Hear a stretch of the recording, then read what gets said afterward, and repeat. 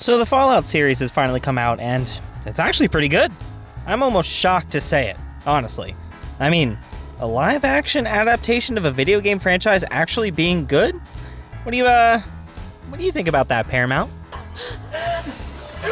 Before I continue, there won't be any major spoilers in this video, but clips from the first episode will be showing throughout, so there's your warning. I did not expect this from Amazon. Looking into it, it appears as though their recently acquired company MGM played a big hand in its creation. And this is a company whose properties I've discussed in past videos. MGM Studios has been around for a long time, having been founded in 1924 and sporting that cool line as an intro in most of their releases. As a side note, the line wasn't there. Amazon? Don't tame the lion, okay? Let that baby roar! The company turns 100 as of the day of this video's release too, assuming I get it out on time. Goodness sakes, I really hope I get it out on time. I've gotten every other video out on time. I really hope I get this one out on time. The audacity to stifle them so close to their birthday. How dare you, Amazon? That is the one thing that I'm disappointed in. Do you want to have an idea of the franchises they've played a hand in? All right, I will share with you a list of some of the franchises they played a hand in, okay? Just to give you an idea of the range of quality we're working with. Let's start off oldest and go to newest in terms of the beginning of the franchise. We're beginning with Lassie. Who remembers Lassie? You know Lassie. Maybe you've heard of James Bond, The Pink Panther, Rocky, Teen Wolf, All Dogs Go to Heaven, Child's Play. That one, if you haven't seen Child's Play, you might not know. That's the one with Chucky, that little Chucky doll. Okay? That's actually called Child's Play. It's not called Chucky. It's a little weird, but whatever. Legally Blonde, Jeepers Creepers, Agent Cody Banks. Yeah. Hot Tub Time Machine, 21 Jump Street, and the list goes on. As the years passed, it seems like they were getting a little more ambitious with the choices. Not necessarily in a good way. I'm kind of understanding why they got bought out. Personally, when they make something, I'm oftentimes willing to give it a chance so long as the premise is something I find interesting. Do I find Fallout interesting, though? Is there only one time where a bullet in the head can't be shrugged off with a nice room temperature bottle of 200-year-old Nuka-Cola? The answer is yes to both! Fallout is a fascinating franchise that answers one of the biggest questions. The biggest questions that America has wanted to know for decades, through the Red Scare, through all of it. What would America be like if Chuck Berry didn't exist? Then there's the cast list. The talent here is undeniable. From the main character, Ella Purnell, to the always enjoyable Walton Goggins. And I mean, seriously, Walton brings an energy I'm always excited for. That 2021 movie, Spirit Untamed, that my 4-year-old just loves to watch twice a day, is always bearable because of his voice provided for the film's villain. Well, his voice alongside Jake Gyllenhaal and Andre Braugher. I miss you, Captain Holt. They are by no means the only interesting cast choices, though. Remember Moises Arias? Heyo, it's Rico! Yeah, Rico from Hannah Montana. I hadn't seen him in anything since freaking Ender's Game. I wasn't even sure if he was still alive. Then we had Michael Emerson, a guy I've always appreciated. Whenever he's on screen, ever since my days of being obsessed over the show Lost. Benjamin Linus was one of the most complex villains I'd ever seen, and he filled the role so well. There were a lot of faces I loved seeing on screen, including some new ones I hope to see again in future projects. And oh my gosh, the fact that they could actually get the essence of the game in here. Okay, I'm going off script a little bit. Yeah, I wrote a script for this. Not everything's a weekly chat, okay?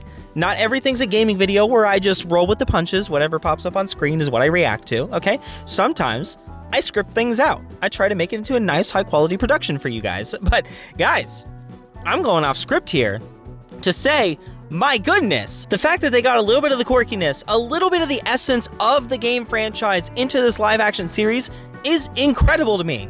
It's so refreshing to see. My gosh, I hate to hammer back and just dog on the Halo show over and over again. But what this right here, what this franchise is and what it's meant to be actually shows up in this show. It's present. It's there.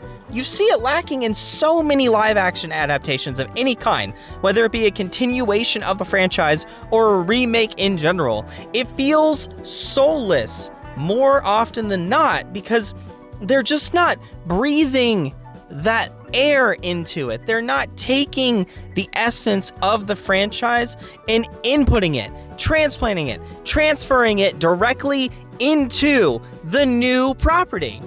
And they got it here. They actually got it here. And with that alone, it is great.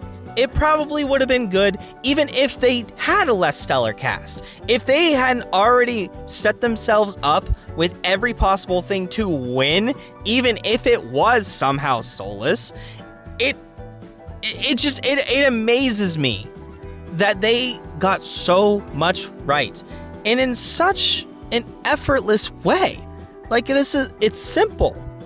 It's like the people that made this seem like they are actually interested enough in the franchise to pay attention to the minute little details. Even from the opening scene of this, you can see it. I'm sorry, here's where the tiny spoiler. I said there's no major spoilers. The opening scene shows us pre-nuclear devastation, okay?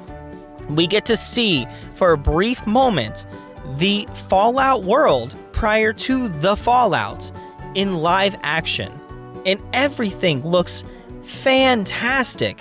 Every little detail that they have, it feels like a futuristic version of the 1950s. Even the news broadcast, all that stuff that's popping up, just looks fantastic. You can tell that they paid attention to the minor details in order to get it correct for the show. And that's awesome.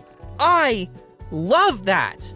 All right, into the improv bit. Overall, this show really made me take notice of Amazon's little streaming service. They've always had money for big budget productions, but I was consistently underwhelmed. But this was a departure from the norm I happily welcomed. The Fallout franchise is something that could be expanded on quite a bit.